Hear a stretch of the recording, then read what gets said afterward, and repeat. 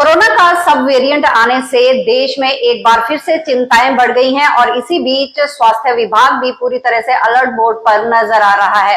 हरियाणा की बात करें तो हरियाणा में भी कोरोना के नए वेरिएंट के कई केस सामने आ चुके हैं।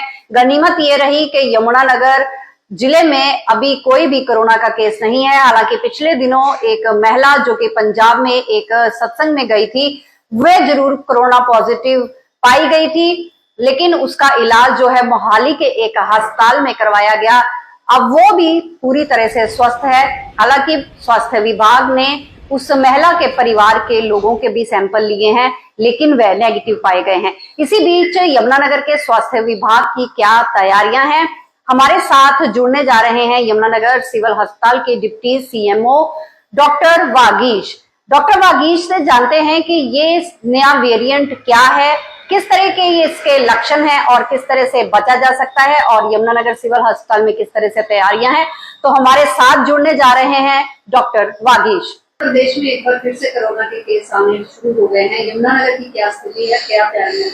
देखिए, वेरिएंट ये सब लीनिएज ओमिक्रॉन का ही सब लीनिएज है, NB 1.8.1 या और LF.7।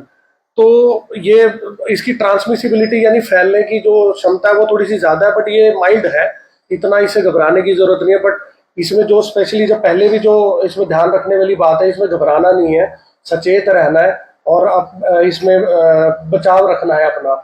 ये घातक उन आदमियों के लिए हो सकता है उन जो इम्यूनो कॉम्प्रोमाइज्ड है, कैंसर थेरेपी पे है, ओल्ड एज में है, ऑलरेडी डायबिटिक्स है, क्रॉनिक डिजीज से या ग्रस्त है, छोटे बच्चे हैं या प्रेग्नेंट वुमन है। ये जो चंक है जो पॉपुलेशन का, इनको थोड़ा सा ध्यान रखने की जरूरत है और इनको थोड़ा सा सचेत रहने की जरूरत है। देखिए, केसेस जरूर आए हैं। यमुनानगर में भी एक केस रिपोर्ट हुआ है और एक लेडी थी जो समागम में अपना ये पंजाब में जो ब्यास है वहाँ पे गई हुई थी, वहाँ ही उसको ये इन्फेक्शन मिला। ब्रोंकियल एस्थमा की वो पेशेंट थी, पीड़ित थी, पहले ही उसको मतलब एक रोग था, जिसके चलते फिर उसको फोर्टिस हॉस्पिटल मोहाली एडमिट करा दिया गया था और आज वो डिस्चार्ज भी हो गई है, स्वस्थ अपने घर में वो लौट चुकी है। उसके ही साथ में जो दो मतलब उनके जो परिवार वाले थे, उन लोगों के हमारे द्वारा 3 सैंपल कराए गए थे जो कि वो नेगेटिव आए थे। जी, सिविल हॉस्पिटल यमुनानगर और दूसरे जो हमारे PHC CHC है, वहाँ पे सब जगह हमने जो आइसोलेशन वार्ड्स है, ऑक्सीजन स्पेशली जो ऑक्सीजन बेड्स हैं हमारे, हमने चिन्हित कर लिए हैं और उसमें हमारे वेंटिलेटर जैसे हैं या आइसोलेशन बेड्स हैं, चाहे वो प्राइवेट है गवर्नमेंट है, सारी वो हमारे द्वारा व्यवस्था करा ली गई है।